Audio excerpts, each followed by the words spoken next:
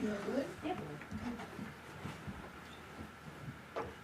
Good evening, everybody, and welcome to a regular select board meeting today, Wednesday, January 21st, 2026 at 6:30 p.m.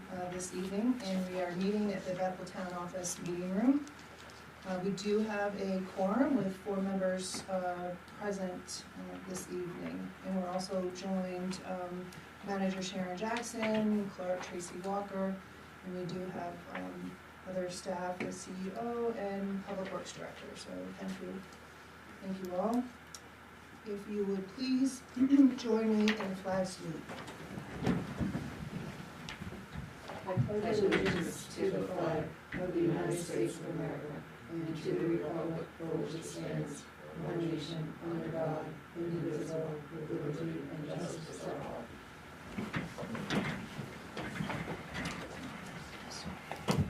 And this evening, number 3, adjustments to the agenda. And we do have an adjustment to the agenda. It's agenda item 10L. I have a motion to add it to the agenda. Make a motion that we add 10L to the agenda. A second? All those in favor? And the motion passes unanimous. Thank you. Sorry, what's gonna be on there? That's the brownfields assessment grant to prove submitting that grant. Oh, you have an updated. Agenda in front of you. I thought I had, I had 2. No, those are minutes. Oh. It gave me, it's in your I thought I table just- pack. Maybe I took you away. All right. No, I got So we have a couple of public hearings this evening.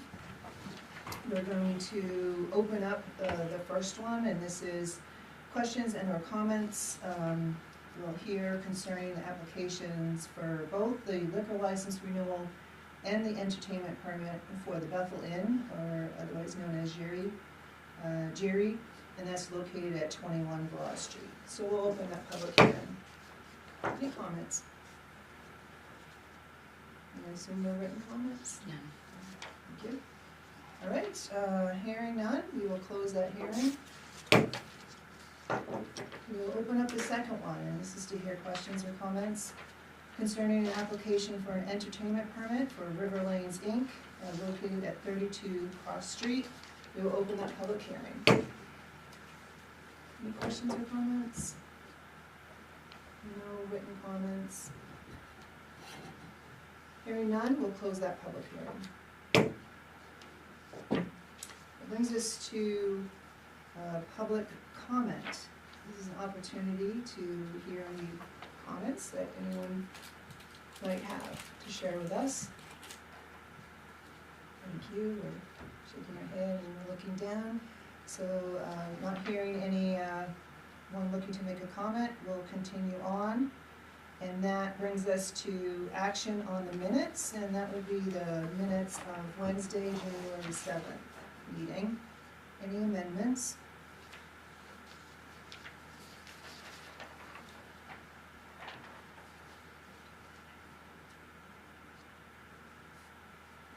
You all have it, all right? Okay.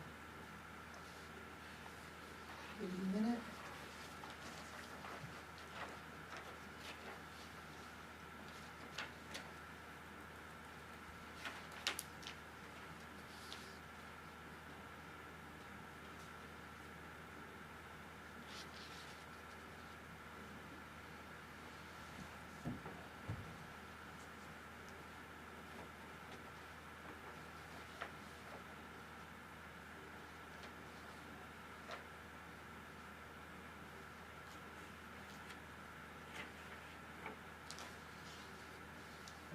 A bit longer, do you need a little bit longer?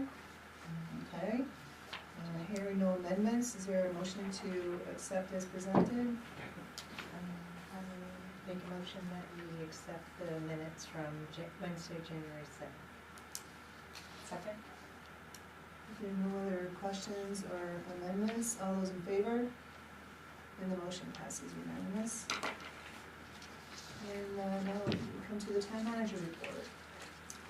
So going from memory, from what I didn't save, Friday the 23rd is the date for the automatic foreclosures for the 2024 taxes. We sent out 17 excuse me, foreclosure notices, and we're down to 2 that are not paid. I would like to congratulate Luke Angevine, who is one of our crew members at the wastewater treatment plant. He completed his operator grade 3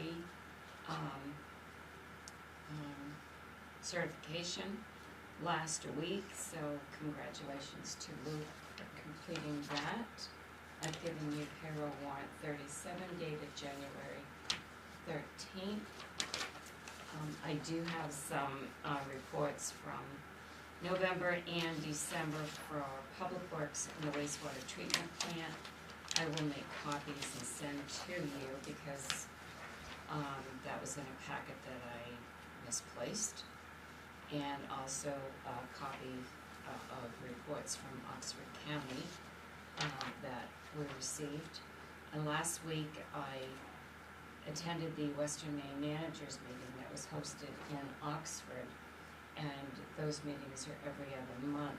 I do have a package of information that I'll get ready to copy for you. It's Kate Dufour from Maine Municipal was there, and she presented all of the LDs that have passed, that are going to be passed, explanation from different ones.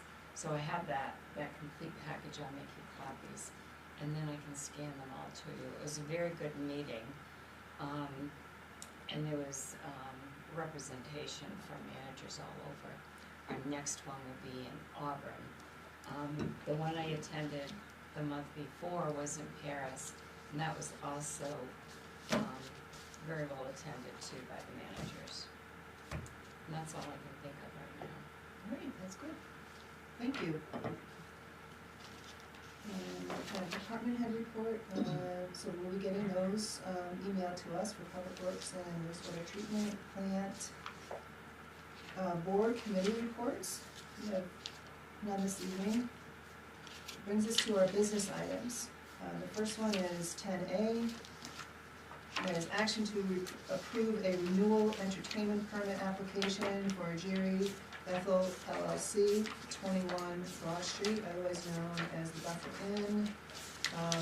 And you have that information in your packet. This is for the entertainment permit, or special music permit.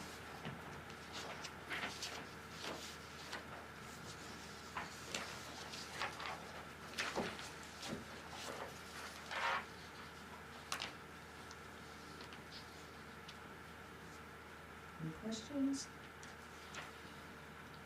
And it says, has applicant previously applied for we're doing entertainment, right? Yep. Yep, and it says yes, and then it says, if so, was the applicant denied, and they wrote permit revoked? Is that? I think it's, no, I think Oh, that's the another choi- question, Okay, I gotcha. think. Is that What correct? question were you on, Sarah? So it's on the entertainment, they're not numbered, but it's down Oh. halfway down the page. And it says, has applicant previously applied for entertainment permit? Yes. If so,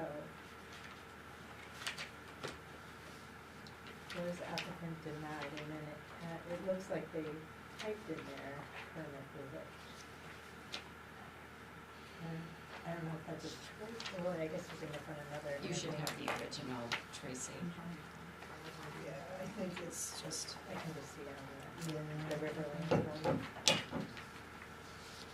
Oh, yeah, yeah. Yeah, it's Yeah. just another question, got it just looks like it's It just typed in there. there, so it's. Yeah. Right, yes, yeah. Yeah. Any other questions? I mean, they didn't answer the next question. I assume it's no, but.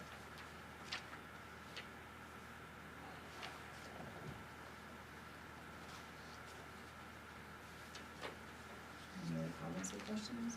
This is probably nitpicky, but, question 25, where they list out the number of seats that they have.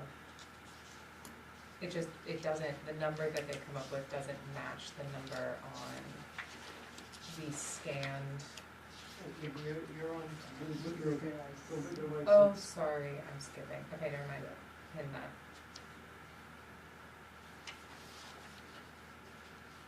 So the entertainment license is the type of entertainment they have is live music and DJ music, and seating capacity 250. And would they need to, like, I didn't notice this year that they did any weddings outside, but should that be included? You know how they have the tent with Yeah. weddings on the corner? That's not really listed here, but they do play, when they, I don't know if they stopped doing that this, I didn't notice any of them this I didn't summer. some seating out there this year, but not as much as they usually do. Yeah, so, I mean, 250, whether inside or outside, live music is the type of entertainment. When you start to get into the entertainment outside, entertainment inside, that's, a lot of that's planning board. Okay. But, you know, what time they go to or whatever, that's, but Yeah, I think just wasn't sure if 250, location, if you needed to include, if yeah, not, that's fine. yeah, we don't ask for it Okay. here, but. Okay. Because it seemed like last year that was the one source of somebody had written about the loudness of that, but I mean, so I just wasn't sure if that's important for them to be clear that they may do outdoor events, but. And they're saying the 250 is for the tavern, the main dining, which I'm not sure where they're meaning that, and the event center. So it's kind of confusing. Where's the main dining now? I thought the main dining upstairs was closed. Yeah, Maybe they occasionally, they occasionally have events there. wedding or something to do with Yeah. upstairs, but Out of it, I Oh. mean, I didn't know the dining room's closed. Well, it used to be open on a daily basis, yeah. but it's, special events and weddings and things. Yeah. And same So that would question about- include the downstairs and the upstairs, the The 250. tab. Because the I think so. license, like Faye brought up, is only for 125, so that would only be for the mill, the tavern. Yep, so that's their, they have eating and lodging, 250 seats, 130 rooms, that's on their liquor license, so, Right, so this is for the entertainment. right. So, But just to clarify, it does include tavern in this entertainment application for the CD.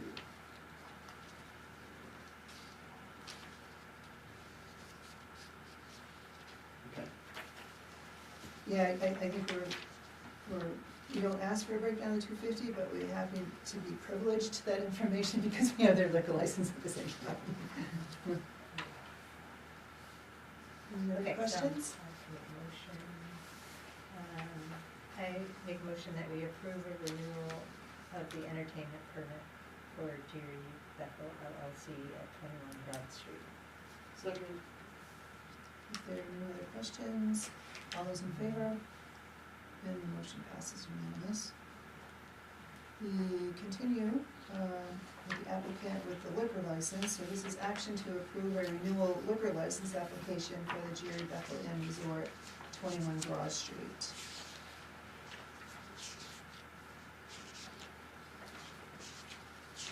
And in the application, did you get the map that shows a tent outside?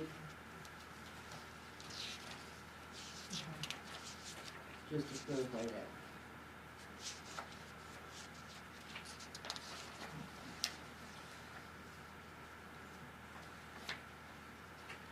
The only question I have, I'm a little confused on the premises type, it says hotel food optional in parentheses. I mean, it's, the liquor license is that for the hotel or is that for just the restaurant Where are you looking on the front page? Premises type says hotel food optional parentheses. I would think the liquor license would be for the restaurant. So I don't know what an on-premises beer, wine, and spirits license, Oh, yeah, Is- I think you're saying premises type, right? yeah, that's the Okay, type. Yeah, So oftentimes if they have something like, they'll have a Class A restaurant, or Mhm. some they'll have, but I don't know what on-premises means. So are you saying, Pat, you think it's contradictory to what's going on, or I'm sorry? are you saying is it more than a motel, or what, or? I mean, I don't know why the liquor license is being assigned to the hotel when it's in the restaurant that they serve. I think they're trying to umbrella to cover the bar as well, Yeah. is my guess. Well, 'cause they that's don't all have part of the a restaurant. bar. and, Yeah. and Well, if the they bar have a anywhere wedding, else. if they have a wedding out under a tent, there's gonna be alcohol out there. Or right? in the conference center. Yeah, and like. So all of and the then- property. Okay. Yeah, wherever they serve alcohol on their premises, I think is. Any other questions? No, this is just going back, the name on the entertainment license is not listed on the liquor license at all? Do we know who the person is who signed for the entertainment license? She's the unit, like, she's one of the head ones there. Okay. Her and this, Shami. That's just the contact name. No, but that's the other one that's, I had to deal with, but that's one, I was trying to get the entertainment permit. So the Lisa Martell is the entertainment, and So Kayla Garcia is the person managing the premise that's getting the liquor license. But not one of the owners. Kayla is not an owner.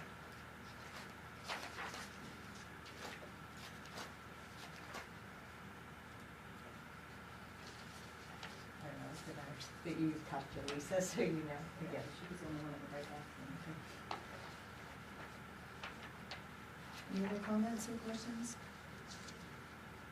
Okay, I make a motion to approve the renewal liquor license application for Jerry Bethlehem Resort, 21 Brown Street. Any other questions? All those in favor? And the motion passes unanimous. Brings us to 10C, action to approve a renewal entertainment permit application for River Lanes Inc., 32 Cross Street. You have information in the packet. This is for the entertainment permit.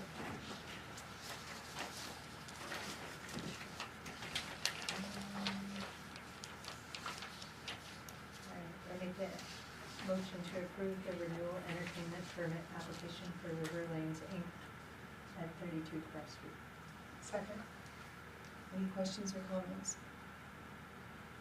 Hearing none, all those in favor? And the motion passes unanimous. Continuing with River Lanes, this is action to approve a renewal liquor license application for River Lanes Inc., 32 Cross Street, and that's in your same packet here.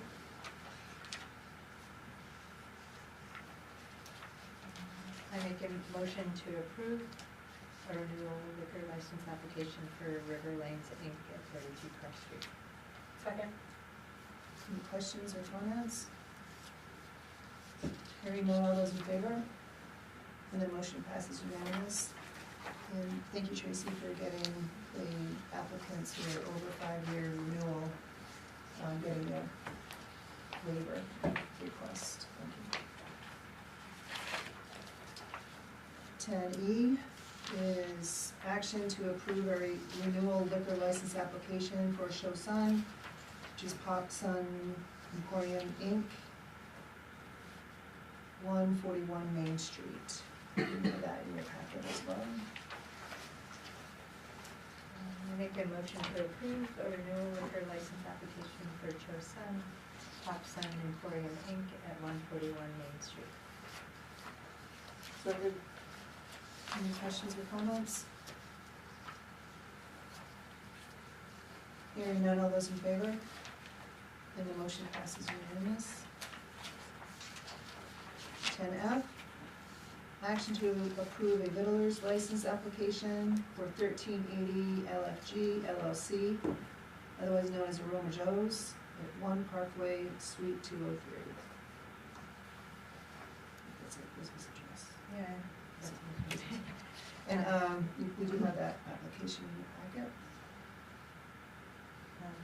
So I make a motion to approve a victualer's license application for 1380 LFG LLC, Aroma Joe's at 1 Parkway Suite 203. Second.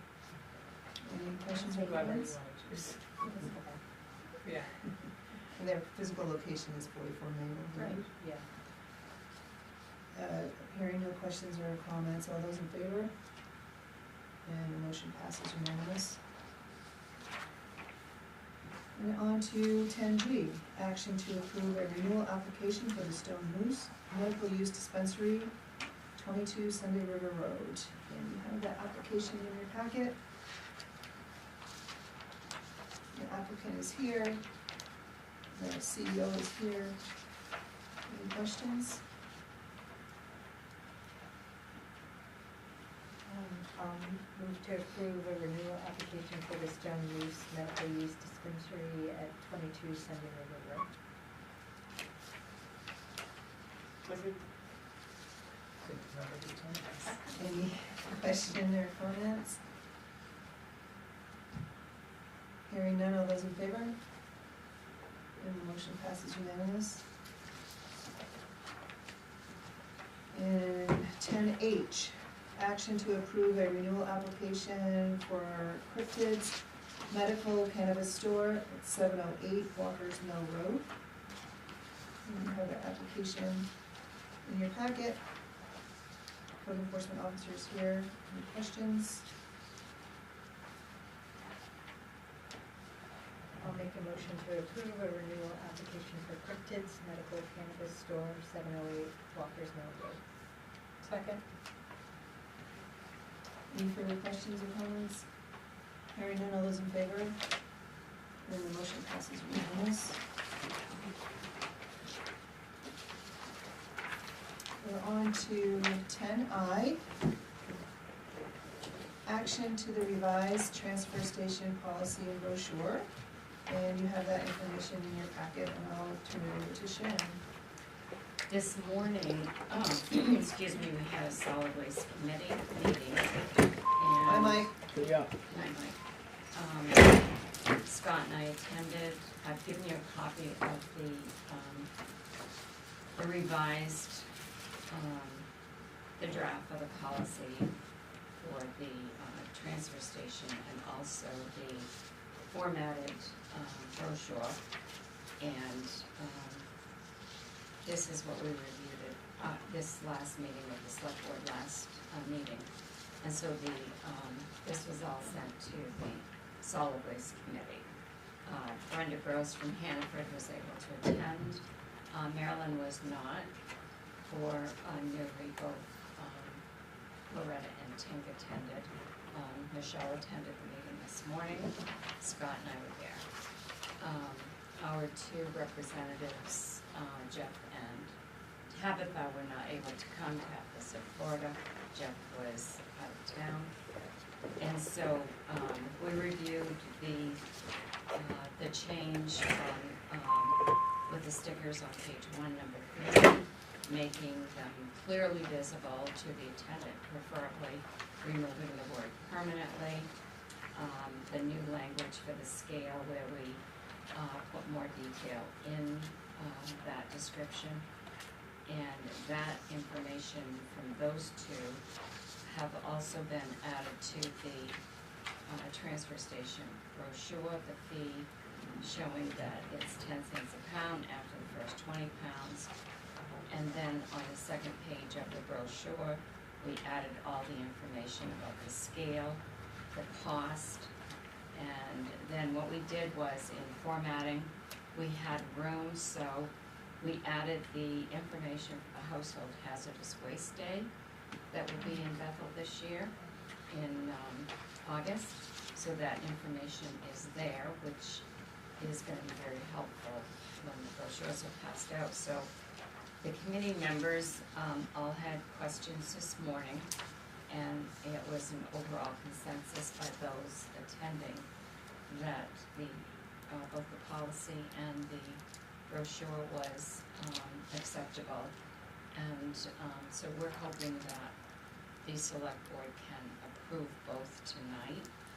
The, other discussions we had were, we should be able to, Scott's gonna give an update as to, the operation of the scale right now. We're looking to put this in operation, the 1st of February.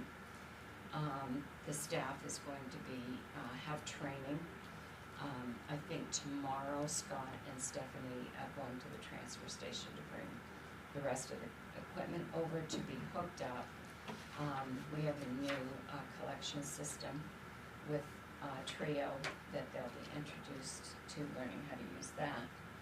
And then they'll have, they'll select a date when it's not 45 degrees below zero to go over and train on the scales.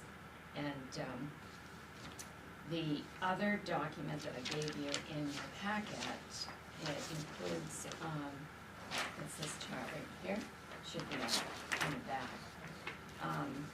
This is information for the curbside and dumpster pickup that we have, that Casella does.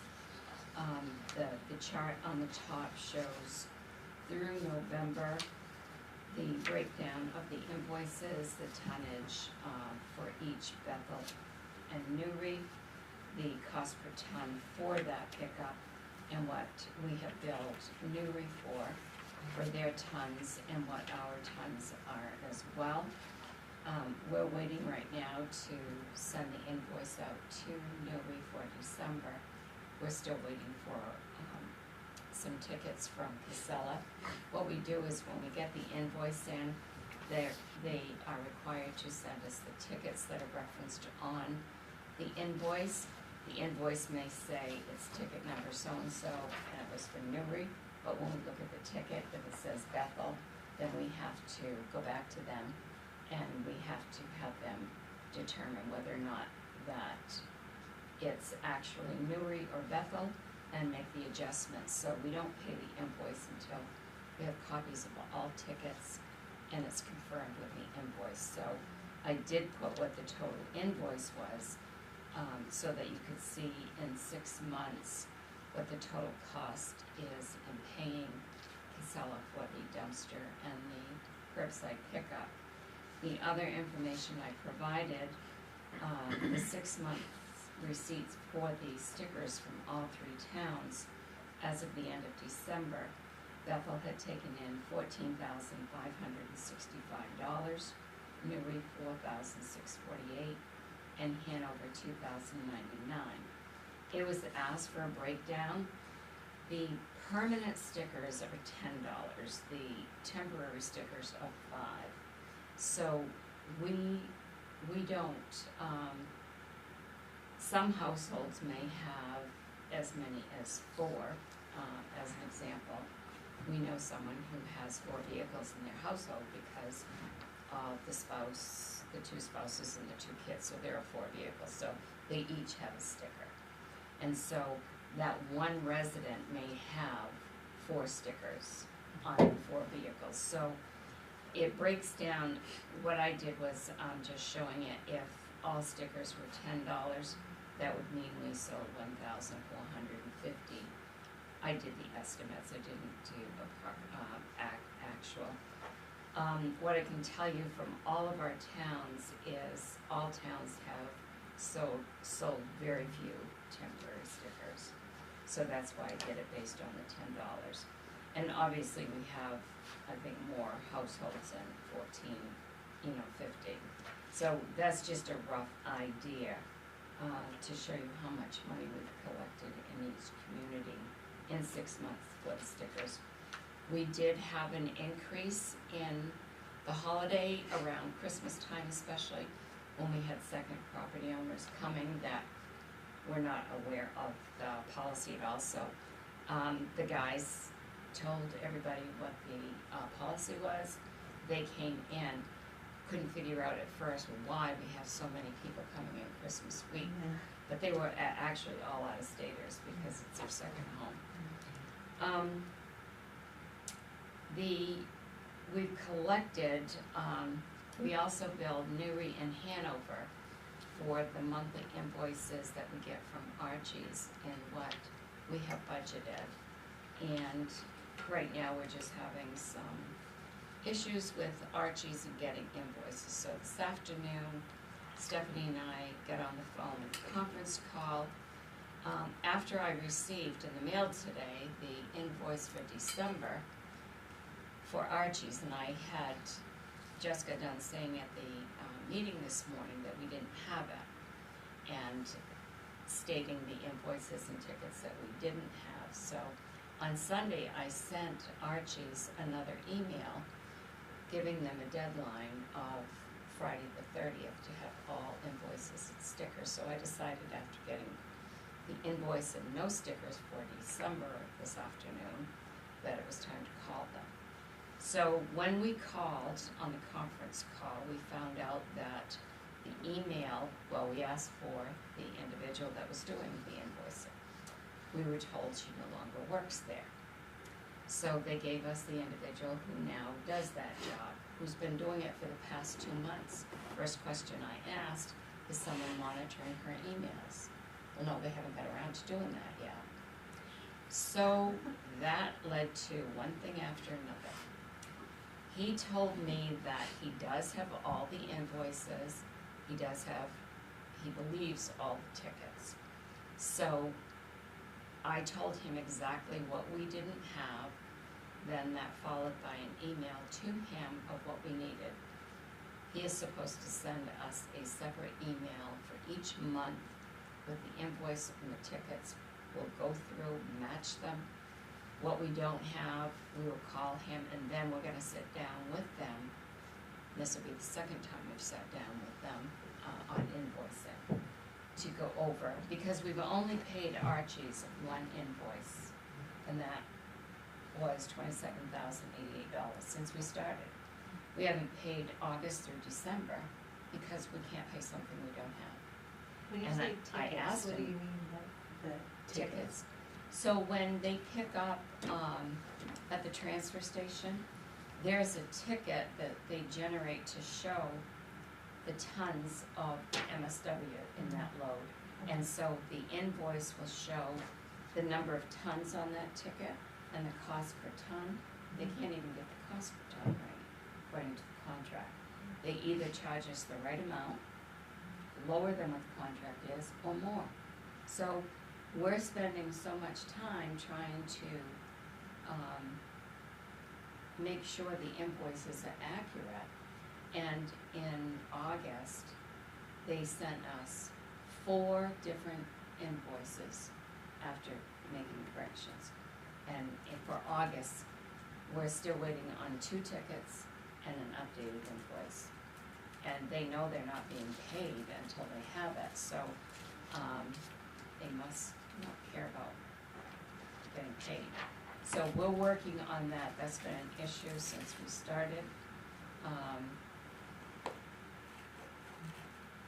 So we're still able to collect from Newry and Hanover the way the invoicing is done for those months for the transfer station revenues that they owe based on what we budgeted and the revenue that we get in.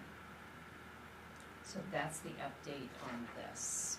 Scott, would you like to tell the board where we are with the scale? As of last Friday, the scales are operational. They've been calibrated. I left them at 5:15. They were partway through their calibration process. They weren't leaving until they were done. They did leave me the paperwork. They did finish the calibration. It is actually able to be used right now. We're waiting. The electrician is going to come, needs to hook up a ground wire for them, and I'm going to ask him to put in a dedicated outlet to be able to plug the monitor in so we don't rob from the other stuff there. But other than that, once we get ready, we'll be able to start using them. Like I said last week before, rather, we'll have some ramp work to do come springtime, but frozen ground is very well. We've done the best we can for now. But when they train, the main scales, do they bring somebody to train, or is it just, on the Well, job training for a one- period of time? One of their individuals will basically show us how to, he showed me the other day Okay, what to do. Yeah. And he said the best thing for us to do is do it. do it. When nobody else is around, Yeah. drive on, weigh it, drive off, weigh it. Just go, so everybody, it's pretty easy, what he showed me, you know, each individual in the thing generates a ticket. You have to weigh in, and when they come back around, you take that ticket and put it back in, you have to enter an ID number to match everything up. If somebody doesn't come in, we had the discussion before, if somebody doesn't come back in, there'll be one in the queue at the end of the day, but there'll also be a slip sitting there that doesn't have a, like I said, I think it's just basically gonna be, we tried to use it the other day, but because there's nothing on the scale, the system won't work, because it doesn't detect anything, so. Do the individuals going through have like unique ID numbers based on their vehicle or based on the person, Let's, or their accounts? well, you have to assign an ID number to each of it. We talked about, like using the license plate number, actually input the license plate number. The representative told me that, you know, if they know you not only put the license plate in, but there's John, and write John on the ticket type of thing. So when he comes back around, right, there's John, but you have to enter that ID number that you've associated with that ticket in order for the machine to that's the whole, and then it would actually leave them, if somebody did leave, they'd have a plate number type of thing that you could trace if you had to. Would that pop up, like if that same person came back the next week and they went through and you put their plate number in? No, It wouldn't pop, so they'd have to No. kind of remember Yeah. the outstanding tickets? Yeah. Okay. they would have that ticket type of thing. Yeah. They just have to remember it. If they didn't recognize the name type of thing, they'd have to, we think. It seems like it's pretty operator friendly. It's just a matter of what they decide to use for, we decide to use for the ID number for each. And will it automatically deduct the first 20 pounds? It's in set the system it's, itself. It's nothing that they, Right. the attendants have to do. Right. Yeah, it's programmed right into the system. They did tell me they come back every 6 months and recalibrate. That's nice. It's,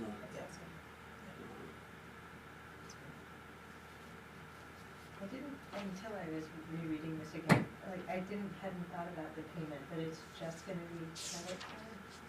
That's correct? Same, yes, Yeah. it's the same as we do now, debit or credit card, Okay. that's the only way to pay.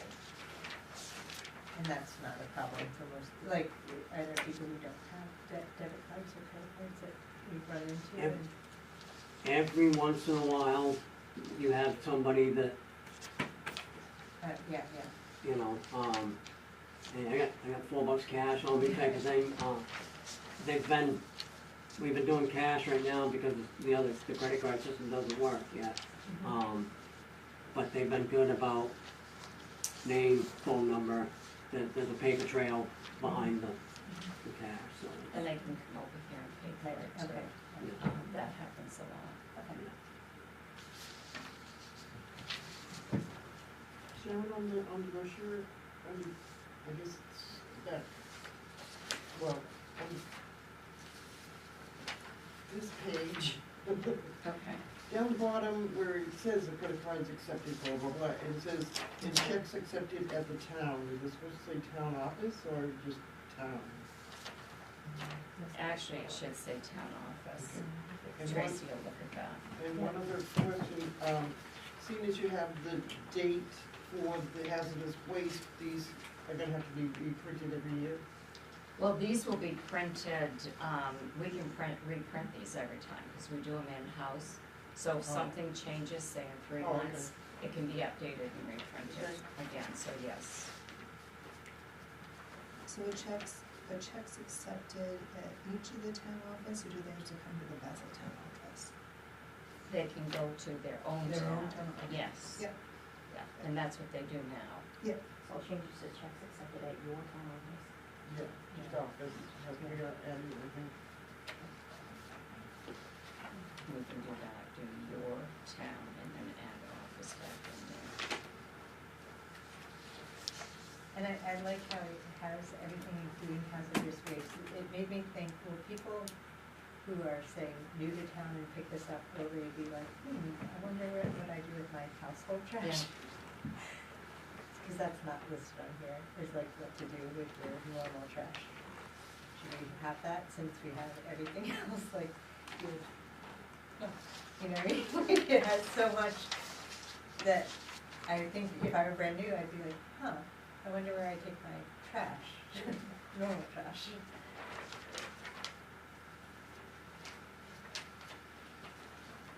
Just about it. I think that's a good point. Yeah, I think it would probably be smart somewhere to include something around household trash. We can talk about that, I have another thought that I thought was a little bit confusing in conjunction with that. So what would you say for the household trash? Well, I guess, just Mm. household, just so they know, household trash is accepted there. Maybe just, just a tiny, like, household trash.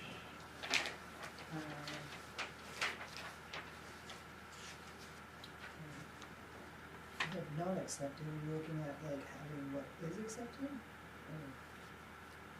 I don't know. All of the zero sorts. Well, I think all we need to Yeah. do is, in that first column, we just need to put municipal solid waste / MSW. Accepted. Yes, and underneath that, just household trash. And it has to be bagged, right? Household Yes. trash? So maybe something that says like bagged MSW. Well, I don't know if they It doesn't have- necessarily have to be bagged. Oh, I thought, it doesn't have to be bagged.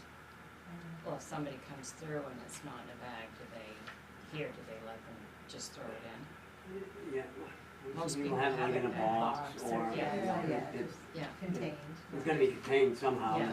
take Yeah. it from, so we'll just add, in that column there, municipal solid waste. in the big operations manual, we do state in there that Bagged. must be bagged for, Yeah.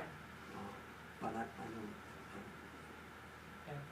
Because it's the other side of that is the recycling cannot be bagged.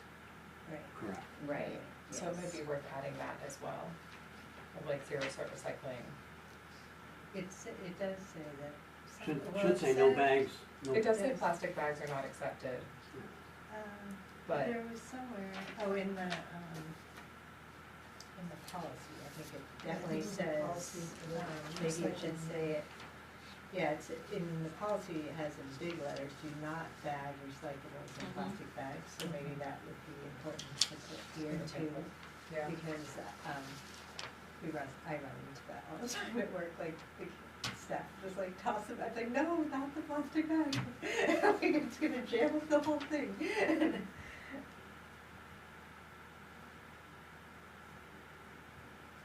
So under the zero sort, you can add not bagged, and then we'll do, you can fit in the municipal solid waste for, and then under that, the description would be bagged household trash.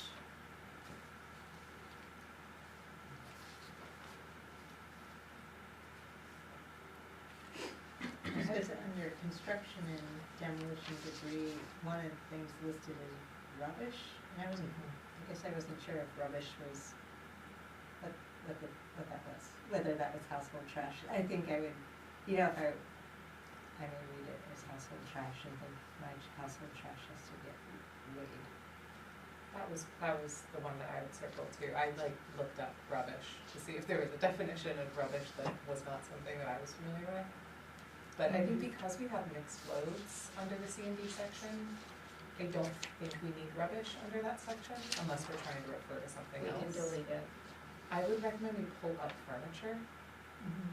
Well, you can Google and you can look at the manual, everything that comes under CD. You can't identify everything Oh, in no, here. absolutely. And, it's like furniture's gonna be weighted. Yeah. It's considered construction debris. And it's in the list below, Yeah, but I figured since we're taking something out, if there's a spot and folks are wondering, like, quick reference, wanting to see where furniture goes, it could fit right there. I don't think it's the end of the world to not have it, but Yeah, Could help but I for think reference. it's under the scale, that should be Yeah. sufficient. yeah, I would that's think. fine. But I was thinking that in the middle row here, that we could probably add the household trash. Because it's really spaced out there where that other column is kind of pretty tight. well, I think if you look if you let us set it up, we can get it Yeah, to okay. fix. Sounds good. You say furniture then? It does, Shingles. It does, yeah. Yeah, I Oh, there. I think there's kind of duplication in the kind of construction and debris of the bolded list and then the list under scales. So I don't know if there's a way to just, it's fine, it's fine. I just don't know if We'll people figure will it go out. on to Yeah. read the finer print. They'll just, I think they're gonna focus on Or the. you just put a disclaimer and say examples or examples. Well, we not do limited have, but not limited to, Right up, down below, yeah. but if people, when I pick this up, I'm probably not gonna read the scale. Yeah, I'm gonna know how much I pay, yeah. and I'll just see these as examples. Mhm. 'Cause I think that's, yeah, everybody. That's what I was. But other, down here it says examples of items, not limited to, or maybe we just say construction and demolition debris, not limited to these, I don't know. Yeah. That may be a way to So do we it. added under scale all of those items because you asked Yeah. to have Yeah. that description in there. No, I know that, I And, was just thinking. You know, the other was already there, so I don't think it hurts to have it duplicated because some might read the top, Yeah. some might read the bottom, Mhm. some might read it all. So we need a motion on this? Need a motion on On the transfer revised? station policy and the brochure. Okay, I make that motion with the additions that we discussed. I'll second. I said one more thing on the brochures after listening to the meeting, the tires, you prefer not to take them with rims, right? We're gonna add, No rims here or yeah, something? we Okay, all right, talked good. about that after the meeting, we're just gonna add no rims. Okay, good, good. Any other questions or comments? I just had circled, this is, like stump and brush disposal, it says non-residents call for pricing. Is there some sort of set pricing schedule for that, actually, just, should it say call your town office?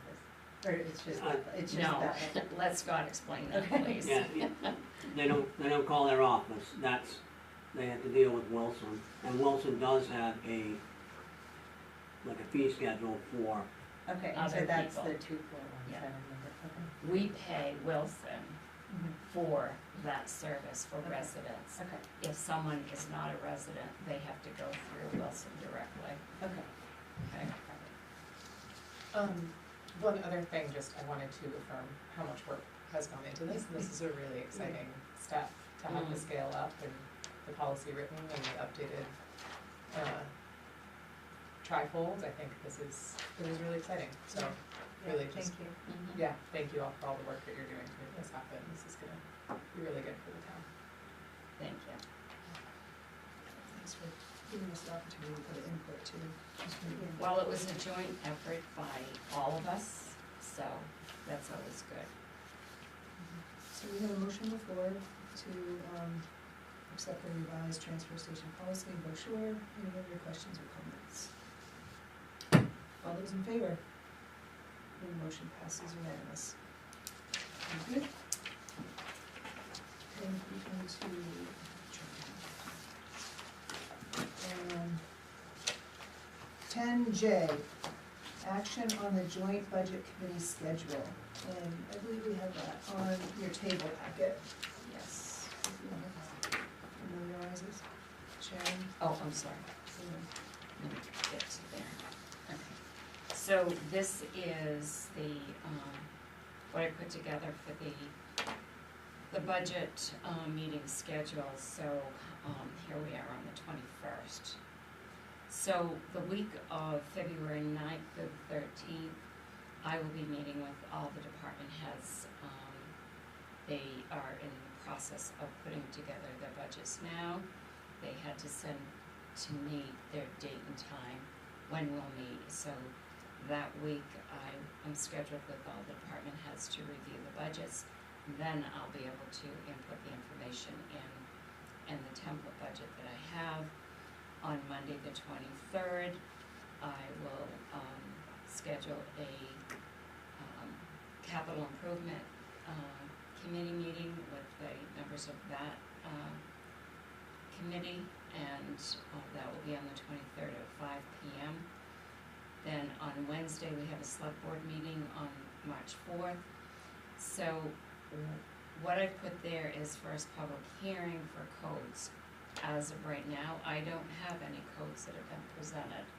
So whatever we get for codes, that would be the first meeting that we would have, where we would have schedule a public hearing for whatever codes we might have.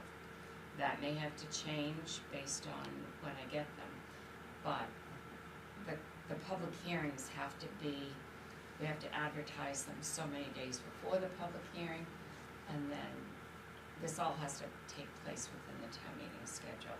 So that's where I have that right now. On March 9th, that would be the first joint budget committee meeting.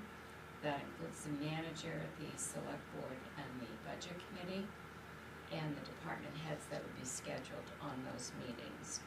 I've scheduled 4 budget meetings for the 4 Mondays through March 30th. And we probably will only need 3.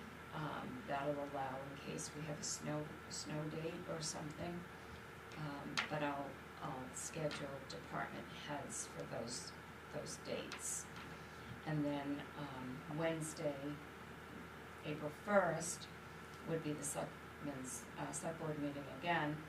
And at that meeting, we'll actually have a draft review of the town meeting warrant, so that we can get on the schedule of getting the warrant approved to be to go to the printers and everything. That's where I plugged in the second public hearing that we can have for codes. But again, I did speak with the chair last week. He said he was going to have one of the other committee members get in touch with me.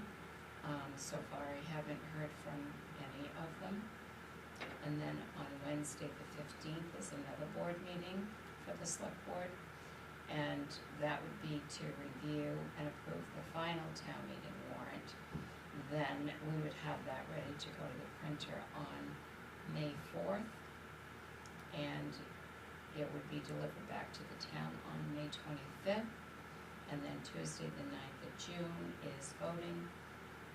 That's at the American Legion. And then the town meeting would be Wednesday the 10th of June at the Crescent Park School. And we've confirmed the use of both locations already. Any questions? Questions? I was just wondering if, I mean, this all looks wonderful, thank you for laying it out. I was just wondering if we can send an email to the budget committee members now, asking them to reserve those Mondays so that. I would be doing that once you say, Okay, yeah, great. It would be to the capital improvement committee, to the budget committee, and like I did last year, you're all copied on the same email, so you all get the same, attachment. Any other questions? What action would you like to take? Sorry. I will make a motion that we, accept the joint budget committee schedule. Second. Any other questions? One thing, I just know 5 PM can be really hard for Andy, right? I'm trying to remember, I think he was saying that 5 PM can be difficult for him to make, so, Sometimes he said, yeah, sometimes. would wanna make sure that he's able to be here for at least some of them before we completely confirm that, or? I think he probably, I mean, I think the worst scenario would be that he would be a little late, but I don't Yeah. think we have to really change it. You could get his input, but at least we'd have the dates, Okay. and we confirm the dates, and then if we think there's other people as well that it Yeah. might affect, and put it to 5:30 or something, we I could. don't know that he's really gonna be able to say, because I think he's mostly on call. Right. Yeah. It is on call. Yeah. Yeah, I just used the same times that we met last year.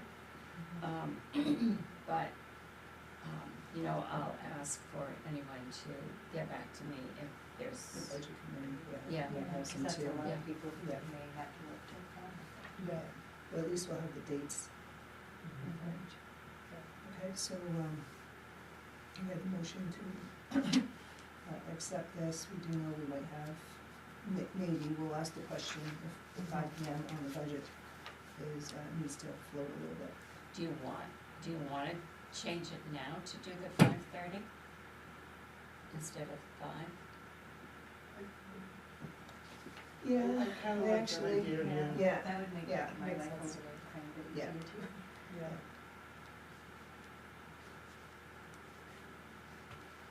That way it's halfway between. Okay. Do you need your motion, Sarah? So I amend my motion to, accept the joint budget committee schedule with a start time at 5:30. Second. Okay, yeah. Keeping the same dates. Any other, good observation. Any other comments or questions? Right, hearing none, all those in favor? And the motion passes unanimous. Thank you, Shannon, on our charge.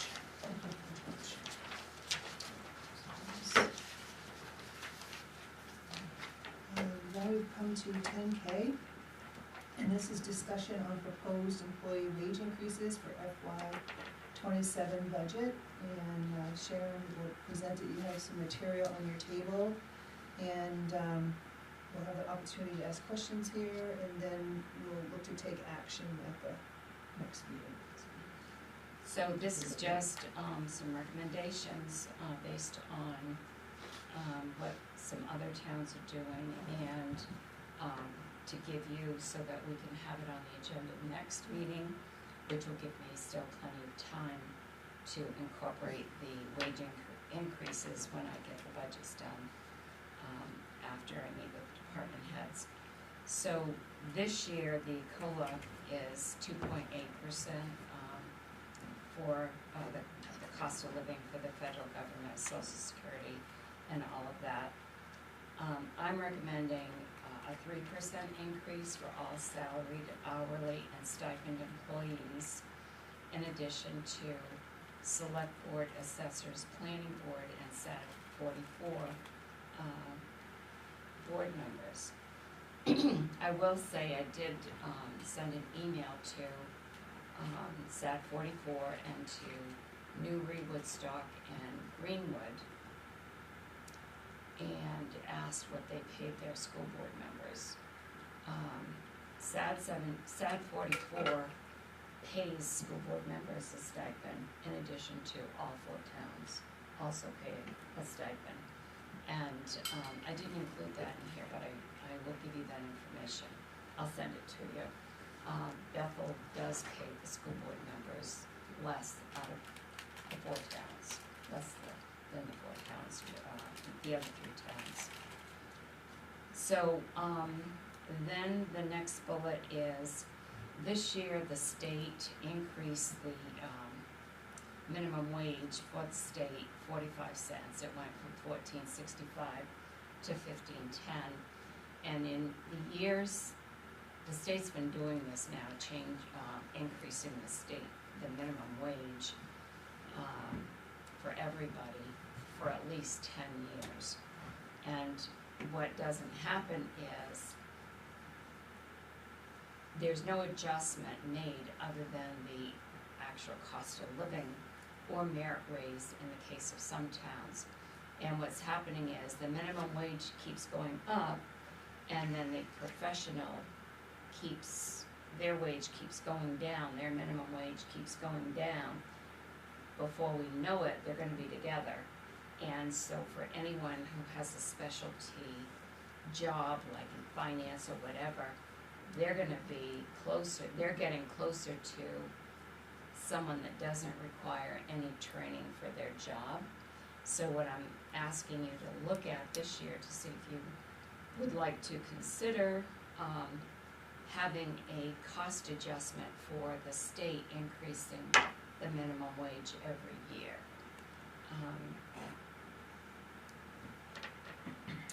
Then last meeting, I gave you a copy of the Health Trust policy changes for the insurance for for calendar year 26. The Maine Municipal Health Trust is who we have our insurance with. They're based on a calendar year, we're based on a fiscal year.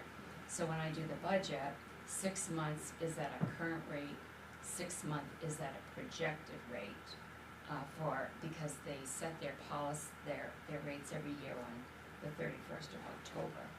So like the budget this year, I'm gonna know what our rate is gonna be for July through December, but then I have to estimate a percentage increase for the next 6 months. So for the 6 months right now, beginning January, the rate increase went up by 9% for the medical for our plan that we're on. So I just put that in with this memo too, so you'd have a quick reference rather than going to the charts that I gave you last week. And then, as I said, what I would do is add this on the February 4th meeting for you to discuss and decide what you want to recommend and approve for the salary increases. And then the other thing too, I always like to remind everybody, the medical, when we budget the overall medical in the budget, it could have quite a variance every year because it's based on who has coverage that year. So like if Tracy wasn't married, she had single coverage, but then she gets married and that's her husband, then she's gonna be a family coverage. Or if somebody has a child that wasn't on this year, but then they have a child and they add their child, that also increases. Somebody could no longer have a spouse for whatever reason, then their policy would change from family just to single. So that changes every year based on the status of the employee, and I usually, point that out. So what I would ask is if there's any information that you would like to see other than this, and if you have any questions, just let me know and I can, provide that information. Just a quick question. On the proposed, doing a wage adjustment to reflect the minimum wage increases over a period of time. This would be for all hourly wages, Yes. so there would be a 3%, proposed 3% increase in addition to 45 cents an hour. Okay. I don't have a crystal ball, but do you foresee, annually, I think they even say what the minimum wage is gonna be for 2027. Do you see this happening periodically or annually, or how, what are You your mean us thoughts? doing the Yeah. adjustment? Yeah, That would be up to you. It's never been done that I'm aware of here. And this is my third budget. I've never asked for it before, but I thought that, we should look at, updating it just to get in line so that we're not so far behind. But I would say it doesn't have to be done every year, but it would help us help us have a bigger gap in between. But again, that would be up to you. You could look at, and I don't know what the increase is next year. I know when they first came out with this, they had a 5-year, they did 5 years. And they listed out for the next 5 years what it was gonna be. And I was in another town at that point, and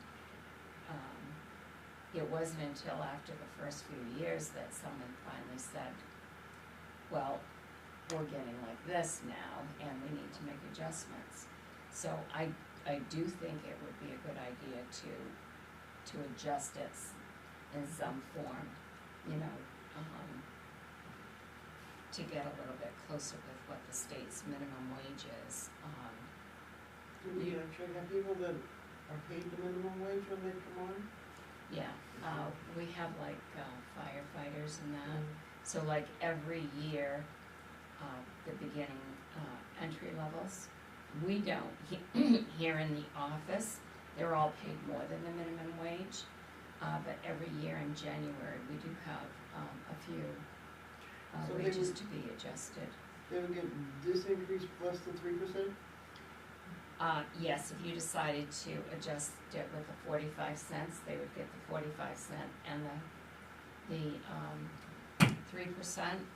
I calculated it averaging, I just took a $25 an hour wage, did the percentage, and then the 45 cents, and did it with the 45 cents, and then the 3%. It's a difference of a penny on that $25. and there's minimum salary,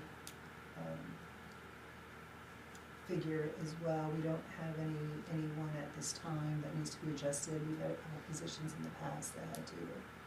Right, they're all making it above what the Minimum required salary. amount is for that, yes. But theirs would also be adjusted this way, according to, whatever the hourly rate they're getting is based on their salary for 40 hours. So they would also be adjusted the same way. If their Say that salary. again? Say that again? So if a salaried worker is, they get a salary, so they have an hourly rate based on a 40-hour week. So that's how has to be put in the payroll system. So if your salary is, say, $1,000 a pay period, then we know what the hourly rate is based on a 40-hour week. So are they exempt or non-exempt?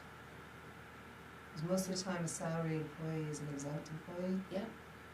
But there's. So, I mean, that minimum for the year, I mean, the state of Maine has minimums now for salary positions.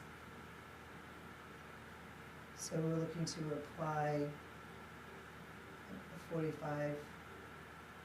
So does that mean everybody's gonna get the 45%, So 45-cent increase? we only have a few salaried employees, but that would apply to everyone, whether they get a salary or they're paid by the hour. And if they're salaried, they don't get overtime. No, that's the exempt Mm-hmm. piece of it. And that's why they have separate criterias for the state for minimum, Mm-hmm. like the clerk's position, we had to adjust 1 year, so it was, it was over the minimum, we put it over the minimum. So that's where I see those types of adjustments, the minimum wage, hourly minimum wage, I just foresaw it to apply to the hourly employees.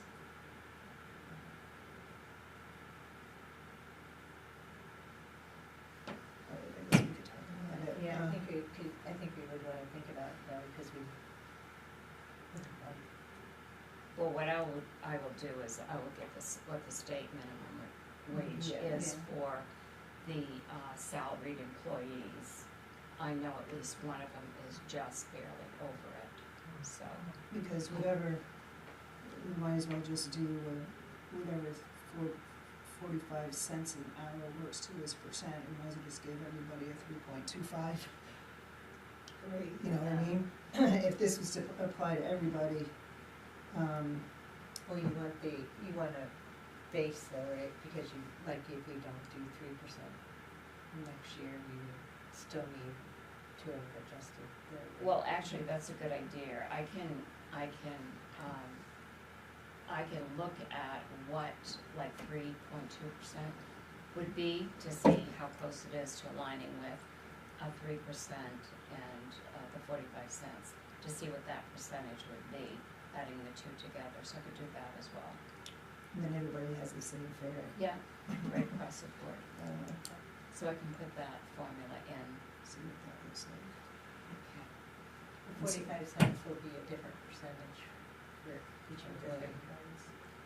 You can get an average. Yeah. And that's what I usually base that on, is an average. And then if that's something we go with, that increase, you have to note that it's the COLA increase in addition to a wage adjustment. Right. And, but it'd be good to look at the 3.25, and we've made wage adjustments periodically, like, the emergency personnel, we've tried to make, be with current day wages, and same with the fire, and then the fire, same with emergency, so we've made wage adjustments along the way, but I could see this being as a request to make a correction, so to speak, in a way, but if we wanted to apply it to everybody, it'd just be nice to see it as a.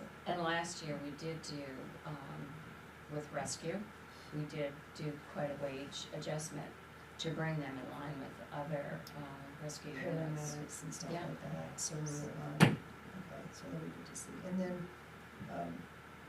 we'll,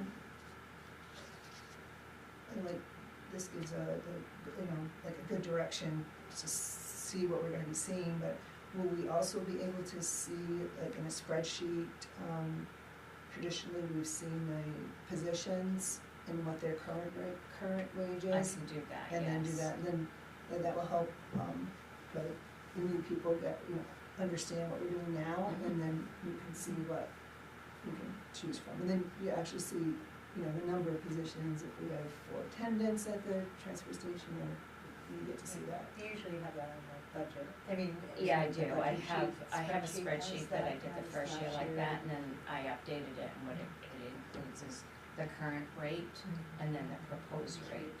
Yeah, And then you usually put like the reasoning, or right, we Yeah. have like, Yeah, these yeah. things here, Yeah. but it's, we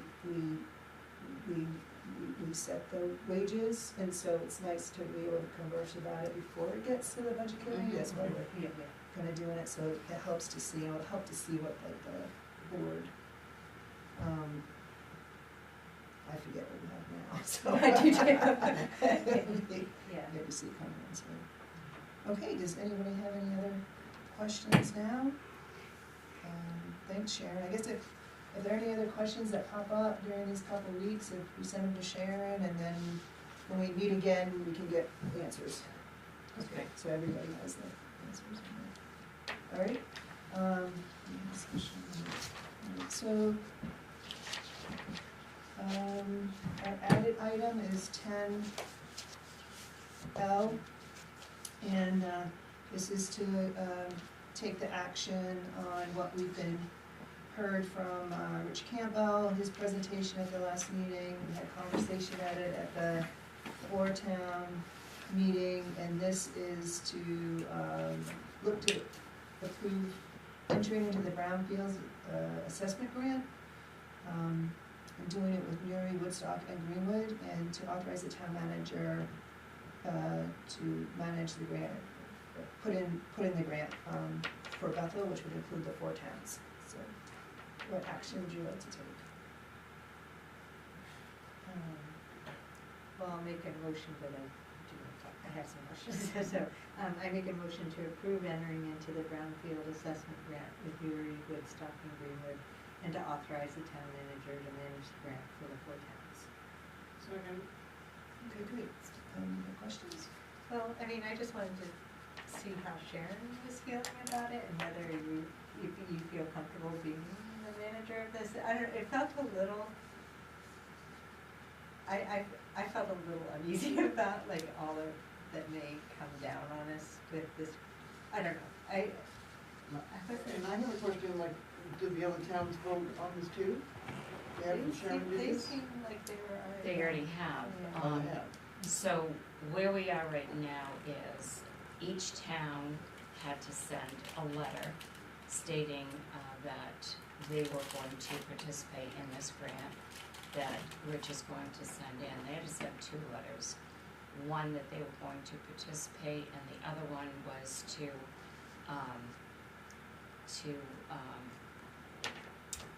Identify a spot, location. yes, thank you. Losing my train of thought, yes, to identify locations. And they sent their locations, and then they also submitted that their town was going to participate with us. And so I have all that, and that was also sent to Rich Campbell. So where we are right now is he has sent the information that he needs to incorporate into the grant, which is gonna be these letters have to go in. And then he's sending a draft. Remember, he said Bethel would have to write a short description of how we've managed other grants.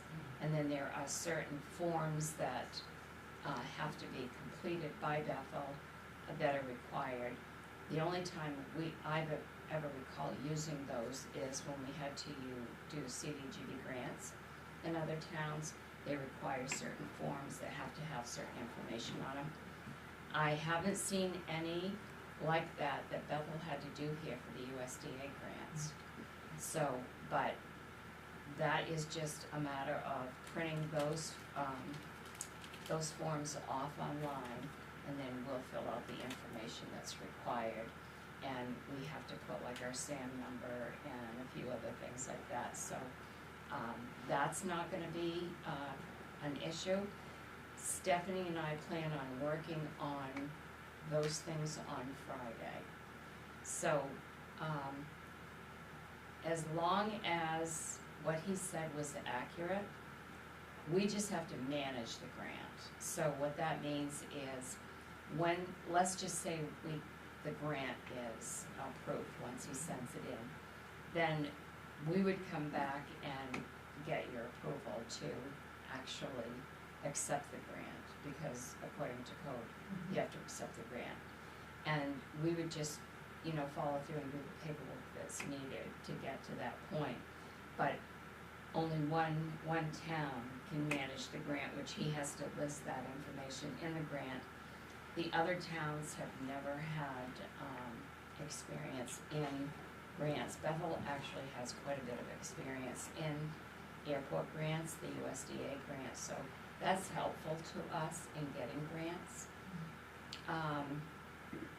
And then what I would foresee if we did get the grant after that is that the 4 towns, I would have, somebody from each of the towns, the managers, work with me so that we could at least participate, because this would also give them a good opportunity to learn how to do this stuff as well.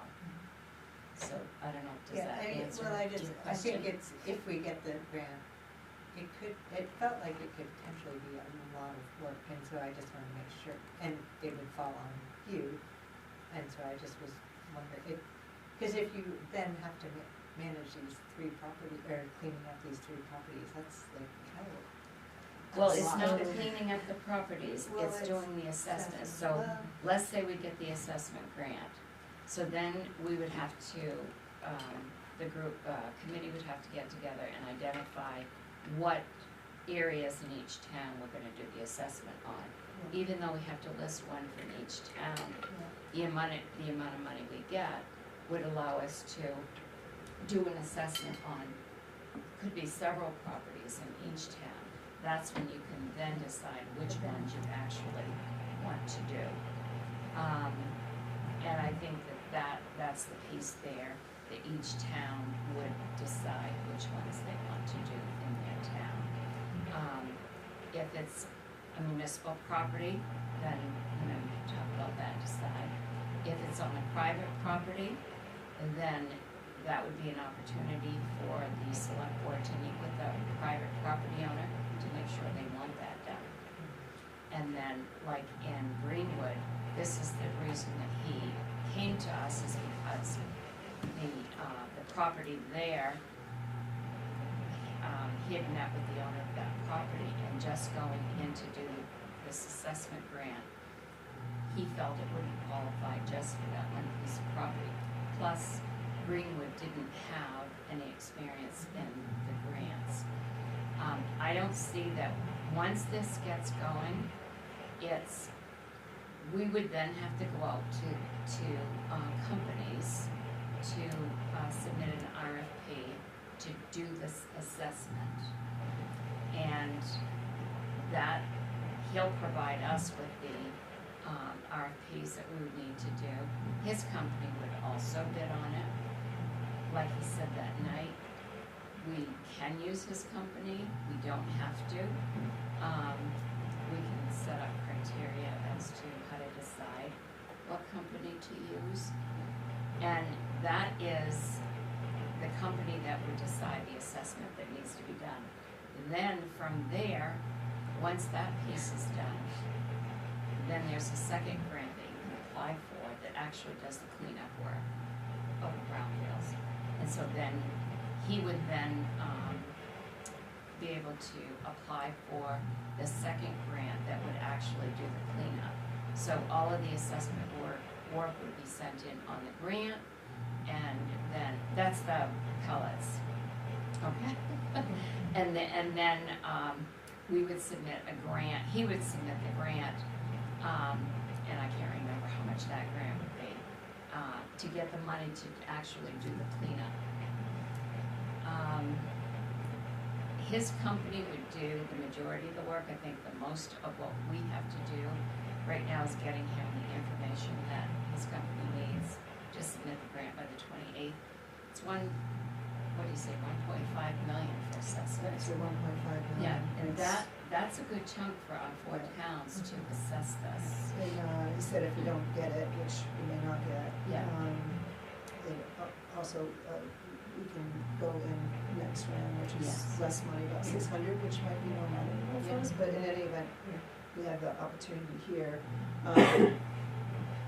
I hear what you're saying, it's, even though it might not seem that much, and we get paid, we put in for Yes, payment we for Up the to manager, $75,000. or the finance director, whatever, Okay. whatever other Yeah. work we can put in. But even with that said, We just, it's taking the manager or the finance director away from something else Mhm. that we might wanna do. It doesn't have a dollar number, but it may take away from something else. That's just an acknowledgement, and so that if we, candidly, we're being a leader in our region, which has a plus, but it also is a negative because the burden is on us. Mhm. And our taxpayers, because if the money falls through for the grants and we've initiated some work, it's our taxpayers who pay for it. So that's just an acknowledgement again, and being candid of the role we're playing, and I hope it's appreciated with the other towns. so you would develop, I think there was something like you developed a memorandum of understanding. That's what I would Yes. like to have, Yeah. and that would be, for me, that's a condition, is if we have this, that there's a memorandum of understanding between the 4 towns of what the expectation is. It just sort of semi-formalizes an agreement between the towns of how this is gonna operate. And I think On that this would stuff. be if we get the grant. Right. Oh, that yeah, might- most yeah. definitely, and this, for for me, I mean, 1.5 million, if we get it, that I'd like the town to accept. And then the only other piece that we really would like to see action on is whatever property, if it's a private property that we're doing right now to put in for the grant, that we just have acknowledgement from that property owner that we're considering, that their property is being put in this grant. I'd like to have that on file, that one, that's a stickler for me. Yeah. Have we chosen locations to put in for the grant yet? Actually, I think Courtney has the one that's actually town property. She submitted two. I had Courtney do it, the letter for that. But, wherever the property is, we can make contact with the property owner. So it is a private? Yep. There was one town property and one private property. I think there is, but I can't remember. I'll have to pull Courtney's letter, or they were both private properties. But I'll pull the letter that she submitted to me and to Reg. Yeah, just so we And can get then it in there. contact those owners. Yeah. But the other towns, they can decide if they wanna do that or not. That's, we can't decide what towns if they submit. No, but we can request from them where, it's our grant, and it's on us. And if we're the ones that are submitting it, they're not. So we could ask them if they can please have, provide us with some acknowledgement for the file, that they have a private property. I think it's just very, very important. Okay. I just have a couple of things. Number one, as far as the burden on Sharon, she can delegate. Yeah, I was gonna say, are you allowed She to can hire delegate from somebody those to other do it? towns for them to be doing whatever. Yeah. And the other thing, if we don't go with his company, are we gonna get billed from him for No. what he's done? No, there's no cost. It makes no, there's two things that don't make Yeah. any sense, that how are they making their money? They're making their money by getting the bids to do the assessment. Yeah. That's why they do this. So, I mean, the towns must feel obligated to a point to do that, to Well, I hire think- them. I think his company's got the expertise to do these assessments. That's why this is what he's in business for. They know how to do these assessments to get them accepted. And so that's why he said, he would want the bid for the assessment to go to his company as Right. well. And I think he said out of 200 that they got, 2 chose not to go with him. But that's part of his business plan, is how he operates, this is what he does to get these jobs. The only other thing that really didn't make sense to me was when he said, if you don't wanna do that, you don't have to do that, you can do whatever you wanna do. Yeah, And it's no, like, I know, it seemed I a don't little know about that. Cause there were a lot of. That really scares me. When Yeah. he said, oh, you can do whatever you wanna do. It's You like, mean as far as submitting a Using the name? money. Yeah. as far Oh, as using using the the money. money. Well, even submitting what he's saying in the grant that we're gonna do, and we're not totally in control of that made me a little, Yeah, Yeah. I just kept on saying, that makes no sense. I know. That makes no sense. He's like, nobody's gonna look at whether you do the project you say, and I don't know, I don't personally feel great about that, but I was thinking, like, if we are choosing lands, I feel like picking some municipal uses would, I don't know, I feel like that would be a priority for me, like the old dump area and the town farm there. You can't use those. It can't be areas in municipal that you had a hand in polluting it, yes. Yeah. So, like where we dump sludge, we can't use that area to clean up because we created it by dumping sludge there and making it hazardous. And then with the state, with DEP, we had to make the corrections so that that land is not used and, whatever had to be done to, you know what I'm saying? Yeah, but Don't we, you know? like, when we did it, we didn't know that it was gonna have. Doesn't matter. It's just a stipulation agreement. Yeah, Yeah. We could do that for Bisbee property, Yeah. yeah, if we wanted to, or. I think with, going forward with this vote that's on the table right now, I wanna make it really clear that we have outs if we decide that we don't want to go forward. If we get the funding, if we are approved for the grant, but then we start talking to the grant officer and we learn that maybe there are requirements that we have to do certain things. I think we should hold some questions, and make sure that we're not, and I don't think that the vote that's on the table is saying that we will unilaterally accept the funds if we are accepted or granted, but wanna make sure that that's a clear stipulation, or. Well, we'll this go isn't ahead, but- giving us permission to accept it. Right, It's- right. It's Michelle To wanted put in the, It's put in the to- application. Yeah, to to put move the forward. application in. I don't think we need to do anything more at this point until we actually know if we have received the grant. And then we they don't will- know that we're gonna get it. Right. Right. Well, Exactly. that's But it. if we do, we have If- questions. If we do, we have questions, Yeah. if Yeah. we do, we may have to have a town vote. Right. We need to read more in there, and we definitely would want to have the expectation of the relationships, at least I would. And we do know, if we learn there's even more of an impact on the staff to do this, I mean, I know, we can delegate, but again, it's that nebulous piece that whether you delegate to somebody else, what are they not doing in return?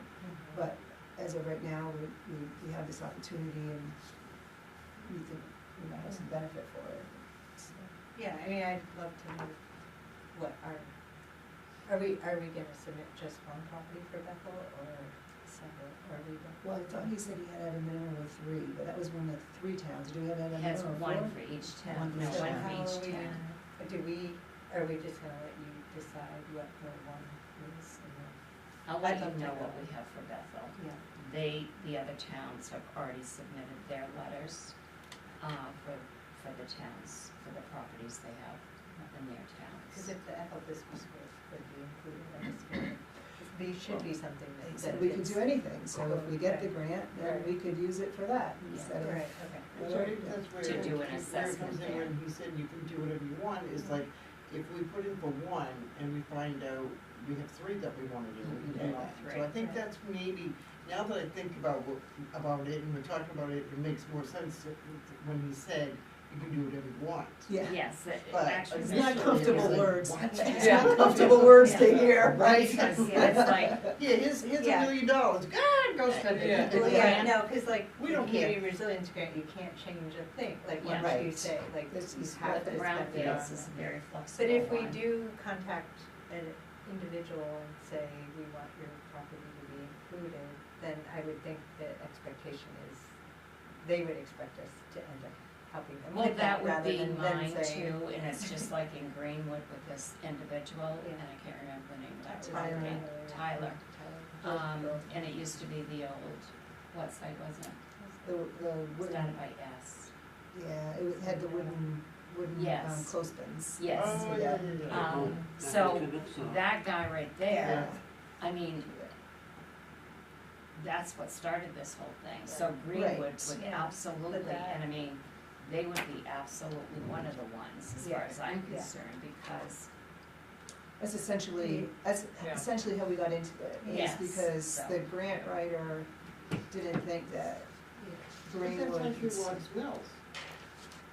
under Is that. Watts Mills, no, Greenwood. it's in, okay. Yeah, Brian I mean, Pond, yes. that, Yeah. the other Considered. towns, that's fine, whatever they Yeah. choose, I just feel like, I'd like to know what we choose for Bethel as And I our think site. he also said that like, if it comes down to it and we only wanna do that property and we don't wanna use the rest of the money, we can do that too. and you can send it back. And we can send Yeah. the rest of the money back. So if we determine that it's not, we If don't there's have, nothing else that we have, yeah. yeah, it's not worth the additional administrative Well, I burden mean, to we do wanna more. make sure we have enough to do maybe multiple sites, I guess. Right, yeah. Well, and, the other thing is too, Bethel may have, I'm just throwing these numbers out, 2 properties, maybe Newbury has 3, maybe Greenwood has 4. They don't all have to have the equal numbers. That's where I would feel that at that point, the managers would sit down and say, we need to look at all the properties here that, you know, have, to me, your municipal properties would come first, so. We iron that out in the memorandum of understanding. Yeah. No, exactly, Yeah, that would be yeah, the time yeah, to do that, yeah. yeah. Do you have any other questions on this? Okay, if we don't, all those in favor? And the motion passes unanimously. Thank you. We're now to the warrants, and the payroll warrant, we had in your table packet, that Sharon shared with you. Warrant 11A for payables is action to approve accounts payable warrant 2026-38 in the amount of $133,479 and 28 cents, which is different than the warrant copy I have that says 4 cents.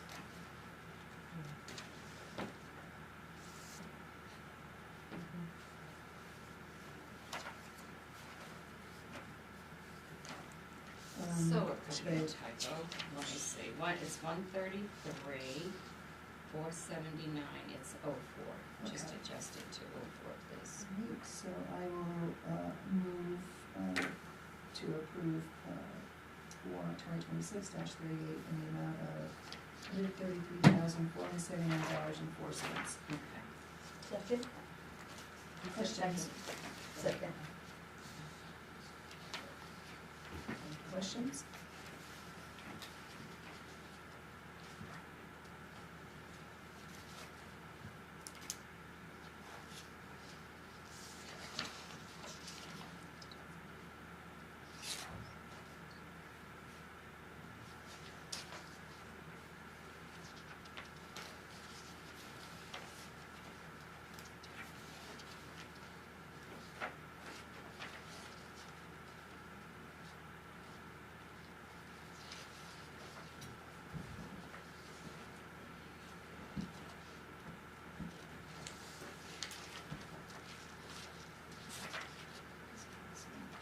There's no pieces for the registry.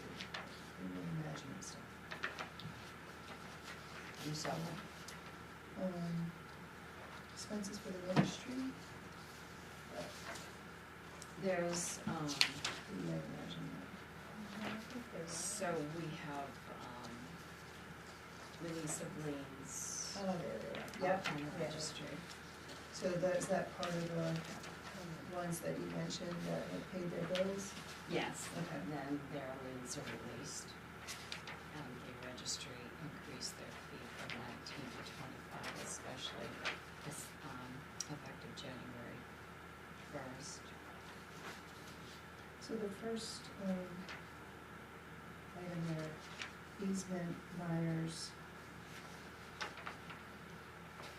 Lien filing? That's the. Did you get it? Is that the one that we just released everything? Is there now a lien on it? No, Mary had to issue additional paperwork that she didn't send us that we were waiting for, so that's the final of it. Some of the cost was because when it was originally done, the original cost through 2025 was $19, and then we didn't get some of her documents until after the first of the year. So the cost increased a little bit, and then there was one document that after we filed everything, we had to go back and get from Mary, and we did that, so that's why there's an additional loan there. So it's not, so there, it's just put under lien filing, these are just regular filings? They're all in the same account, they're all the same, Okay. anything to the registry It's comes going under under that. lien filing, okay. Yeah, that has to have it's a lien filing, a release of a lien, a release of, anything like that that's filed with the registry. It's in that account. Yeah, and they're discharges or releases, Just, but not, that's we're the not word I was actually, looking for, yeah. was a discharge. We didn't actually put a lien on them, it wasn't for the lien, but that's where we No, put everything. they didn't have a lien, Yeah. it's discharges, Yeah, It's yeah. registry fees is what it is for It- discharges, lien releases. It just gets put under that account? Yeah. Okay. Okay. Any other questions? Hearing none, all those in favor? And the motion passes unanimous. And we have accounts payable warrant 2026-39, and that's on your table. And that is in the amount of $384,243.06, and I'll move that. Second? Thank you. Questions? On page 3,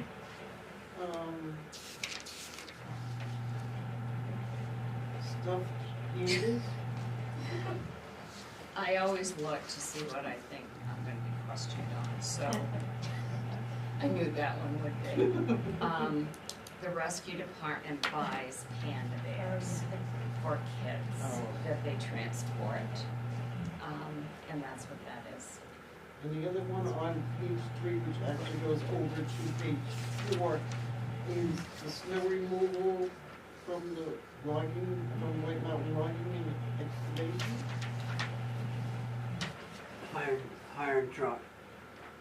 We hire contractors to haul snow. Oh, okay. They were one of the contractors in the snow. Sorry, I didn't mean to speak for you, but No, that's okay, there's several that they use, so that's what it is. Thank you. Any other questions? Do you have any idea how much you have saved down on the, fuel? No. I would like, We can do that, We need- once we get on this energy portfolio manager, we'll be able to figure that out. But I'm still waiting for them to. I mean, I know what we're paying now, like for propane compared to what we were paying. right. That was, I did that, what we saved that first year I did it, but Yeah. I Yeah, haven't but- done it every other year after that because, We'll go, Is it a will two-year that contract? will that come out in the budget? We'll see reflection in the budget, because Yeah. you'll have what the budget What it was is, when- and Yeah. what the actual was, Right. and then what the proposed budget is, and I think we hope our, is it 2 or 3 years? it's a one-year contract. 1 year So, contract, okay. it goes from July 1 to June 30. Okay. And right now, the propane is 203. Last year was the first year that, well, the first budget year I was here, that I did it. I mean, we're paying No, five. the fuel is 203 and I'm sorry. I don't think- Propane. The propane is 239. Actually, the propane was 203. Is it? diesel Because price. it says, oh, it just says even fuel, okay, The sorry. fuel cost is Yeah. 239, but the propane is 203. Wow, that's Yeah. really, And last year, we paid, the contract was 199 for the yeah, that's what I propane. thought, yeah. But that first year that I found it, it was, we had 3 different propane companies, and one of them was charging us $5.99. And so that was when we made the change to get rid of 2 of the propane companies and just stay with the one. We went with Community Energy and got a contract, so. And the fuel oil too, it depends if it's delivered into the big tanks at the highway garage, or if it is purchased separately. Those 2 are different prices, so, Based on bulk, yes. volume? Cause you have what, 1,000-gallon tank that's put in, right? Yeah. And the same thing is at the wastewater treatment I plant. just assumed The that fuel propane on was it more too, or is expensive, it just but I'm wrong. No, I think he has fuel oil too. I think there's both. I'd have to look We at have, my we have list. diesel, I think they call it Yeah. all fuel oil. Yeah. If there aren't any other questions, all those in favor? And the motion passes unanimous. Okay, select board items 12. Any items? I have a couple, but I'd like to wait until we have a full board. Okay. I have one. I wanted to, so I'm sure that we've all been aware of the increased ICE presence throughout Maine and what's happening nationally as well. And I wanted to get a feel for how our local police, like, is there collaboration? Do they have a policy around that? I know that there was a LD 1791 that was passed recently that would restrict local law enforcement collaboration with ICE. So wanted to get an understanding of. Well, I can relate to that because last week there was an ICE raid, let's put it that way. And from what I understand, Oxford County was involved in it. And from the person that I got the information from who was a witness because it was on their property, that the subjects were handled very appropriately and it all went very well. And the last one was 2 roads away from me that they picked up. And from what I understand, it was the second round of this incident. Yes, I was thinking about maybe if we could reach out to someone at the Oxford County and just get an understanding of like what are their policies, what are they seeing right now in terms of collaboration, just to understand what's happening currently. So I did talk to Major Thompson last week because I can't remember what day it was. We started getting calls from residents who told us that ICE was in their neighborhood, knocking at doors, telling people to stay in their houses, and to lock their doors, not to let anybody in. So Major Thompson called me back. He assured me that ICE was not here. It was the Border Patrol. Patrol. It was the Border Patrol, it was not ICE. And Oxford County was working with the Border Patrol. He said they worked with them on several cases. What they do is they contact the county, here for Bethel, and Oxford County actually assisted them in what they had to do. And at the time that Major called me back, he said that the call had just been cleared. I told him I didn't need to know the details for the individuals. I wanted to know what the procedure was going on. And he said that he was told that Oxford County could clear the scene because the individuals that were to be arrested were arrested. But he guaranteed it was not ICE, it was Border Patrol. Which we never want since we have a border, long-standing relationship. But as far as ICE, I don't know. I know on the news lately, it has talked about them being in some towns in Maine. I don't know which ones, but I can call and I can find out what their procedure is with ICE coming here and what involvement that they have. That's what you want, right? Yeah, that'd be great. Thank you, I appreciate that. Thanks for bringing that up. I think Lewiston, Auburn is gonna be in, where they're gonna be headed most of it. They already are there. Yeah, that's- But I mean a larger influx of it. Absolutely, yeah, I think that's true. I think I heard there was ICE activity at a Sunday River housing location today as well. I believe it was in Brumford, the housing location, but I think we will potentially see more of that in the area. Anything more, Faye?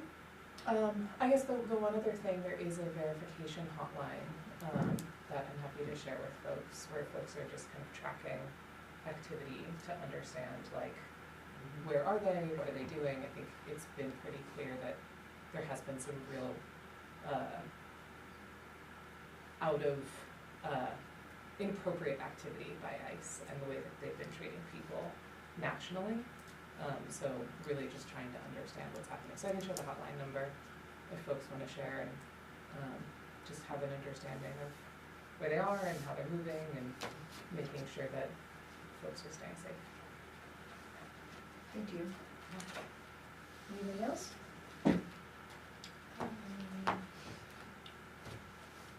All right, I just was wondering, we had that long discussion about committees last week, are we gonna, is there more we need to do on that? Right, weren't we talking about how we didn't necessarily want to change the code for committee appointments, but did we finalize all that? Or did we- No, I have to draft, I was gonna have that for the next meeting. Okay.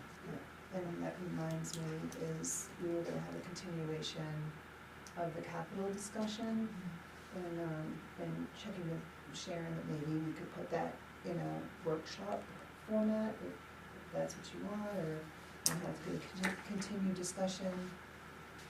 I don't know if you have any quick thoughts right now.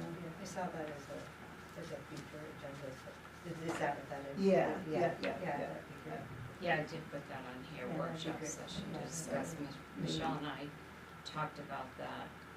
If we had a workshop on that, then we wouldn't have to, I mean, if it took an hour, that's an hour in a selectmen's meeting, that would increase the time. So doing that, and maybe if there's anything else, we could incorporate in a discussion item, also in a workshop in addition to the capital. So We you can can think about that. think about it when Andy's back. I guess after our end of the discussion on the comprehensive plan, would, I know we've said that we need to make a plan for whether, or just talk more about, whether rescue and fire become one department with a chief, or just stay the way it is. Is that something that would be addressed in the comprehensive plan or not? I don't know. So is that It's not something we planned. still think needs work? Like, the structure of our fire and rescue? So There's what- been conversation, to look at it, combined or not combined, and don't know if it's a priority at this time, but there's been talk about that in the past.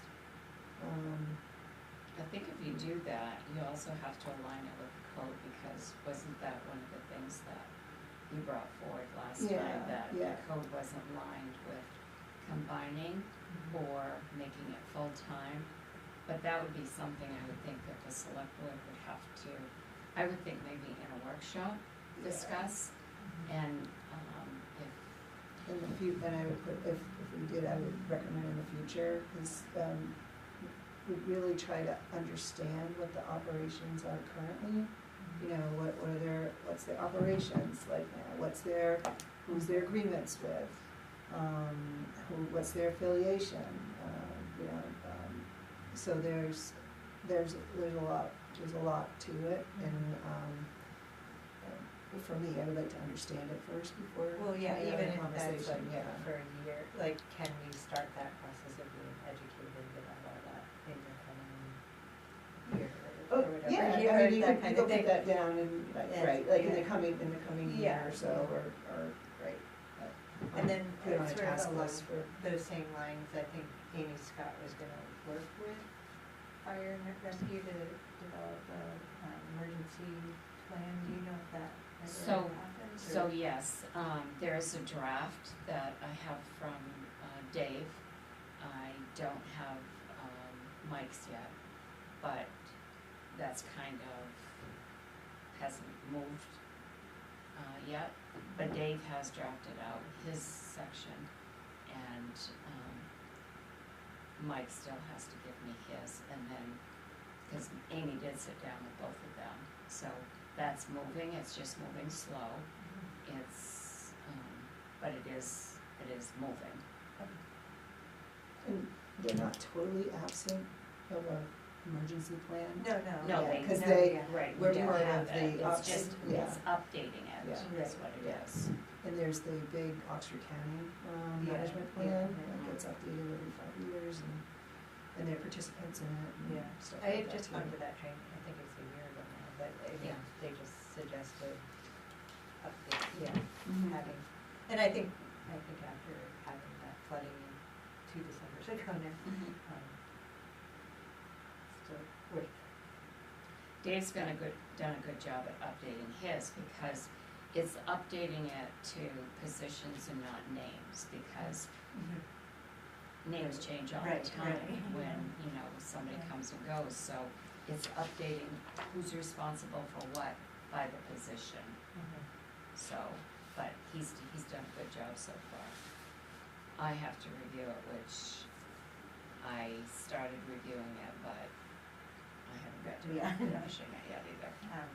And I was just wondering if, like, is Mark Kenny part of that as well? Because I remember I went to some presentation that the test our kids were giving, and it was right after, I think it was after the flooding, but I think he mentioned that he didn't necessarily know what was going on at the town level, and they wanted to be able to help family. I don't know, so I was just wondering if the school, because they can be a shelter, and if they're part of that plan, or. So I think they're part of the plan. The fire chief is our point of contact in emergency, all emergency situations. I think the complicated, the most recent one was that the various shelters were cut off from where the people You were. couldn't get to them. So I think that's what it Yeah, was. yeah, and then. Yeah. But just like, if we are cut off, the school can be a good. Well, I think they're, Yeah. and I guess I shouldn't assume that that is a shelter location. Sunny River has different other shelter locations that they are identified, but I guess I shouldn't assume unless I read it in the. I'm guessing that is identified, but not having read it thoroughly. That's weird. Yeah. Anybody else? Alright, we do not have any executive session, so that brings us to, I make a motion that we adjourn? Second? all those in favor? And the motion passes unanimous. Thank you, everybody. Tracy, I'm gonna give you this as where my notes changes to that.